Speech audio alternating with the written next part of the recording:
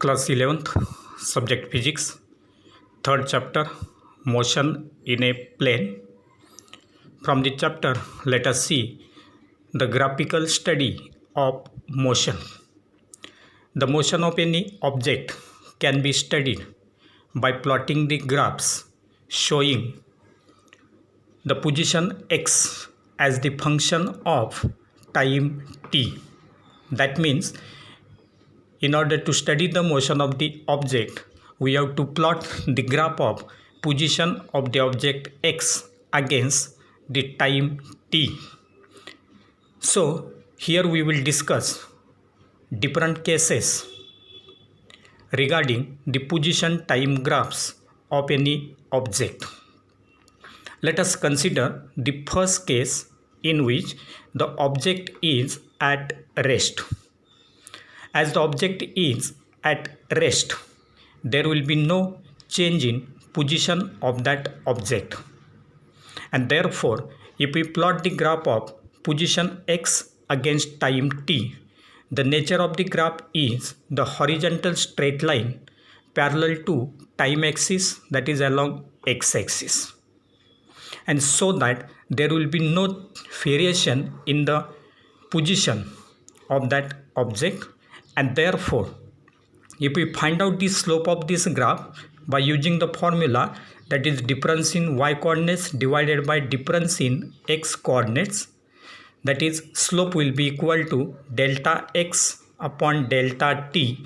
At that time, delta x will be equal to 0 as there is no change in its position, and therefore 0 upon delta t will be equal to 0.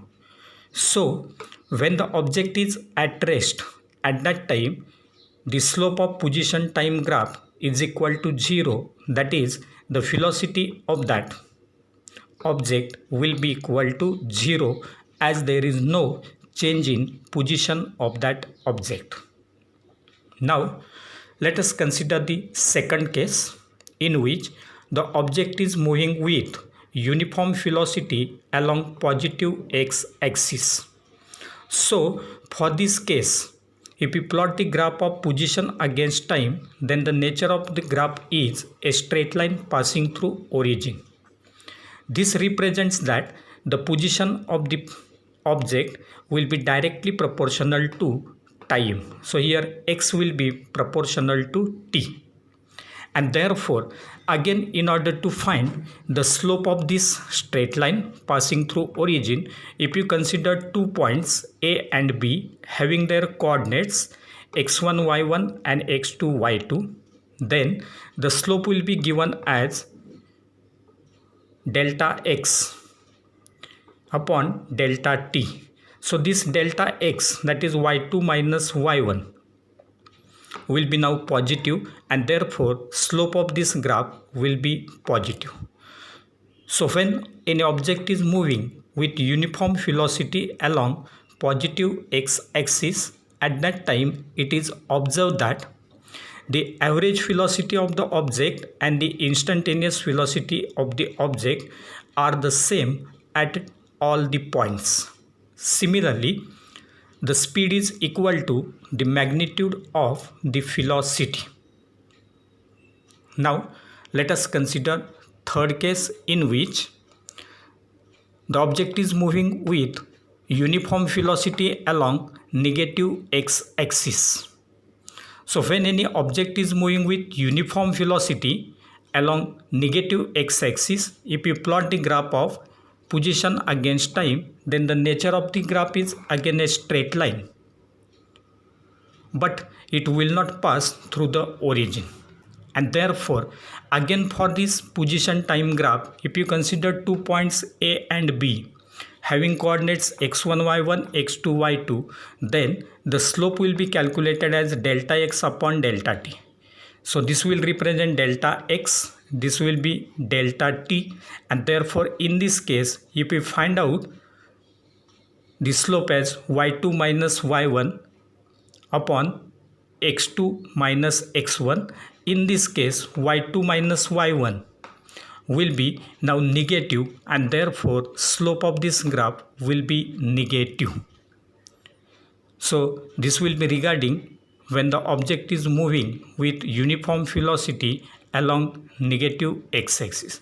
So if the object is moving along positive direction of x-axis, at that time slope is positive, and if it is moving along negative x-axis, the slope is negative.